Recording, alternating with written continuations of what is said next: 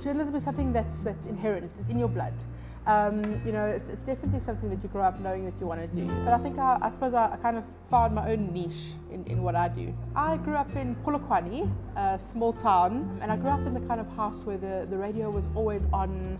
We were always listening to SAFM, we always watched the TV news. My parents' idea of a family holiday was going to Holocaust museums and concentration camps. It's kind of what they used to do in terms of educating me. And we always read a lot as well.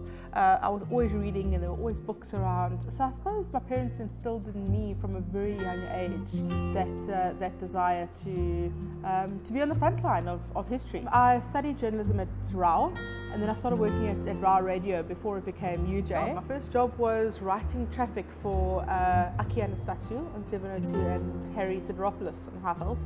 And then I started call screening overnights on 702, and I started writing for the website online. So I really started at the very, very bottom. When I was a young journalist, I kind of developed a reputation for breaking news. So I would always be the first person in the newsroom to stick up my hand and rush out to a taxi shooting or a train crash or some crime incident. So during that time, there were a few stories that I did that really, really stayed with me. I remember the story of 2-year-old Kensani Miteleni, who was shot dead on her mother's back on Bree Street during a shootout. So that for me is a story that really stays with me. And then I spent a long time in Khutsong during the protests there over the dispute over the Merafong municipality. So I spent a lot of time covering protests and riots in Khutsong. So those are the two that really stand out. And then of course the Kebble murder, because that opened up this whole other world of court reporting and books to me as well. And once I'd covered the Kebble trial and the Selebi trial, I'd spent 5 years in the High Court, on those hard wooden benches covering these stories, that I felt that I wanted to write a book about it. And at the time, I hadn't written anything more than a magazine article, and I managed to get a publishing deal, which I was incredibly lucky about. And I just felt like there was a narrative that needed to be told, and I tried to write in that way, that tells the story comprehensively. So I was very lucky with Killing Kebble, that it just struck a nerve, and it was contemporaneous, and it kind of went viral in a way, and did well. And then the book that I wrote after that was very different. It was about Vusi Piccoli, who was the head of the National Prosecuting Authority, called My Second Initiation. And that was obviously more autobiographical, more his story. And then I wrote a book with my colleague Barry Bateman about the Oscar Pistorius and Reva Steenkamp story called Behind the Door. It was a bit of a tome, but I like to think that it was the kind of quintessential Oscar book about the trial and the evidence that was laid and the story behind it. And then my latest book is called Ministry of Crime, an Underworld Explored, which is pretty much the sequel to Killing Kebble. It picks up in and around 2007, 2008, with the Kebble murderers about to go on trial, and the Jackie Selebi story unraveling. So the question that I get asked more often than any other question was, were you scared? I've never had a threat, so I suppose I'm very fortunate that I haven't had a threat. And the truth is, it's usually the whistleblowers, the prosecutors, the police officers who are the ones who are really at risk and are the most vulnerable. So it's a very uncomfortable conversation or topic for journalists to have. We never like to be the story, we just report on the story. But writing is a very solitary process. People think it's very glamorous, and it's not. You spend hours and hours sitting at a computer, hammering away, researching, writing, and it can be long and lonely. Having children is the hardest thing I've ever done in my life, and balancing it even more so, especially when you're writing, because when I was, before I had kids, I could wake up at 6 o'clock in the morning and I could write the whole day. And now I have to write in like kind of stolen snippets, where I'll write a bit and then they'll crash into my office and want attention, and then I'll write a bit more, and then after they go to sleep I'll try and write.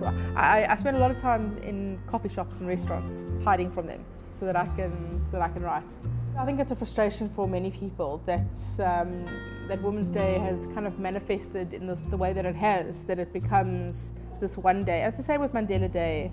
Every day is Mandela Day, every day is Women's Day. I think that there needs to be more fundamental changes, obviously, in terms of our social framework. I mean, my area of expertise is certainly the criminal justice system, and time again we see cases that come before the courts where women have been victims, where they just don't receive justice because the system fails them. And that for me is something fundamental that could change in terms of how women are treated by the justice system. The continuous postponements, the stories that I've heard about the divorce courts and the maintenance courts is shocking. And I think that's where I would love to see real change and long-term change, and that would make a real difference to women in this country.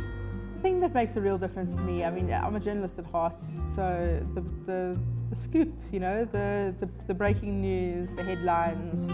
I mean, people ask me why I do what I do, and certainly, a part of it is, I suppose, ego. I mean, but it's also about, doing my part in terms of civic action as well. And if I can make people aware of what's going on so that we ensure that the cycle doesn't repeat itself again, that is more important than anything else. My husband and the kids, we're always exploring new places and looking for things to do. So there's not a lot of time for rescue. I try and read. I read and I watch Netflix. That's my indulgence. You never ask a man to give a message to other men. So this idea of women having to give a message to other women is like astonishing to me. And I get very frustrated by it because nobody ever asks male journalists, were you scared and how do you feel about your children? Do you worry about your kids when you're doing what you do?